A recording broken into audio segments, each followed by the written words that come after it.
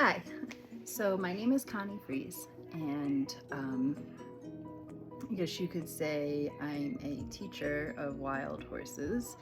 I prefer to call what I do transformative coaching, um, and that's basically because I went through the transformation myself, and I applied that transformation towards wild horses, and now I'm applying it to wild horses and their owners, or just students of my own.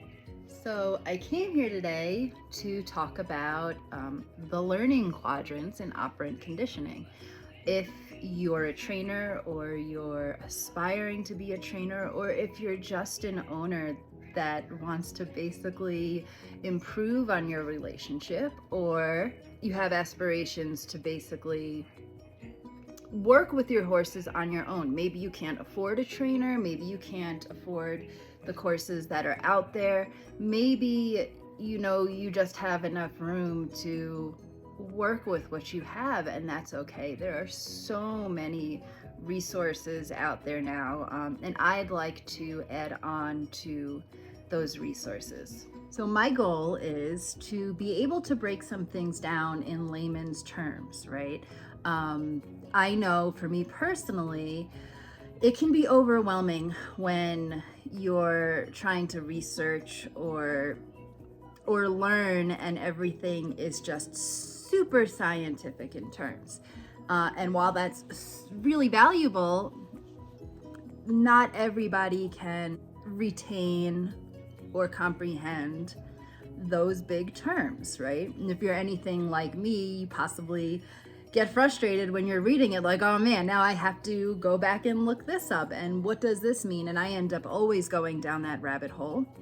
And I figured it would just be helpful to put some of these training terms and the methods that we use in a way that is easily digestible for everybody. There are 4 quadrants of learning.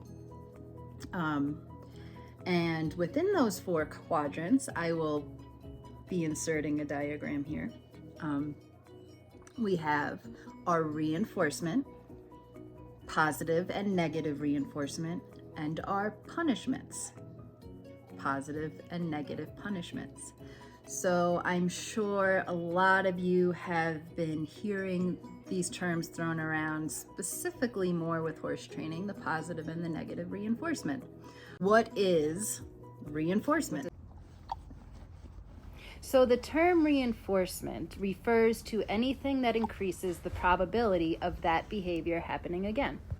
It basically increases or strengthens the behavior, whether it's positive or negative. When we're talking about the positive and the negative, it's completely mathematical. There's nothing ethical about those terms. And a lot of people get confused by that, because they're like, oh, if you're saying I'm not doing something positive by using pressure and release, it's completely mathematical. So the positive meaning, we're adding something to support or strengthen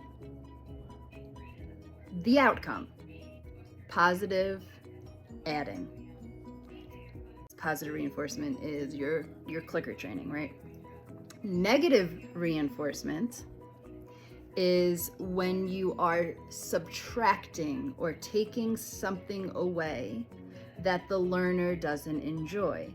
So when we say I'm using negative reinforcement, or AKA pressure and release, which is a wonderful tool and many of us use, I am taking away the pressure to achieve a desired behavior.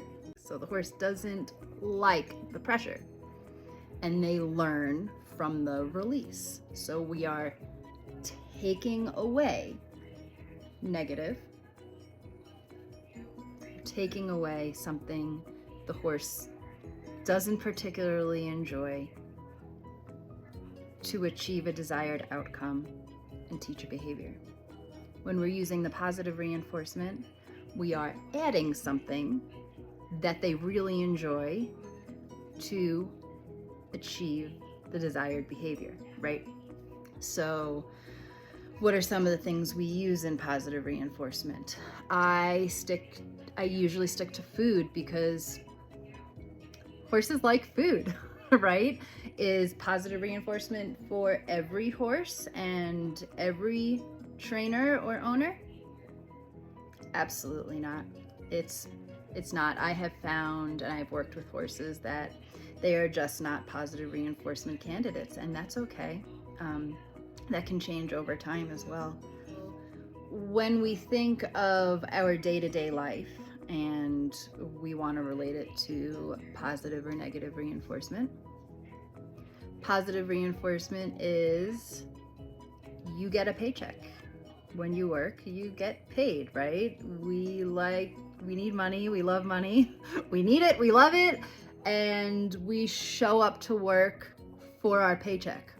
Okay, so you can kind of think of positive reinforcement as a paycheck for horses. So you can think of negative reinforcement as shutting your alarm off in the morning and getting out of bed, right? So that annoying alarm is going off.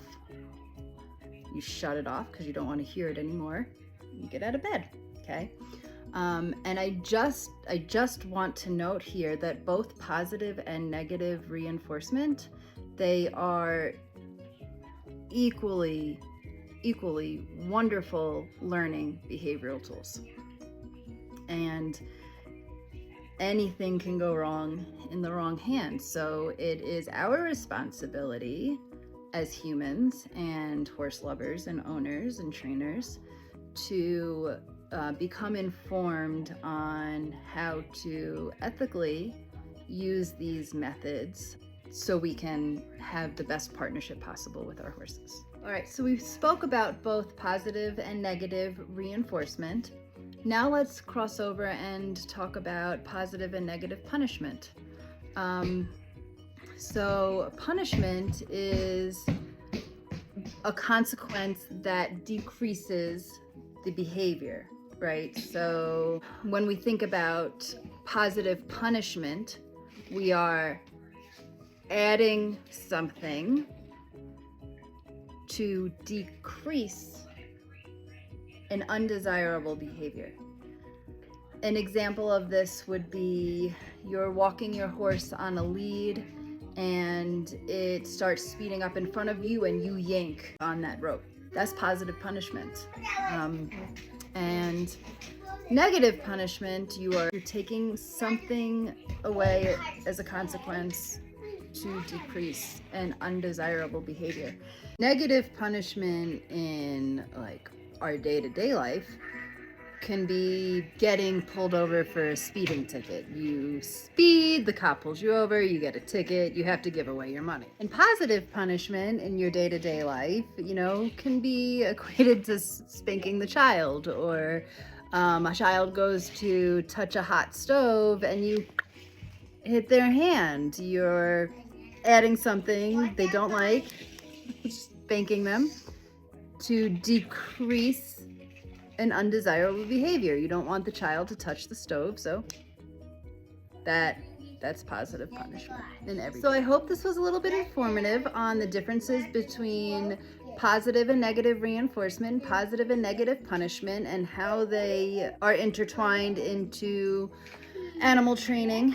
As you know, I'm specifically dealing with horses, but those are your 4 learning quadrants for operant conditioning, and I will throw some links on here for you guys to go check out some cool videos and articles. I will also be coming out with some more videos for more terms. I just want to keep things short so you don't have to sit through an hour YouTube video.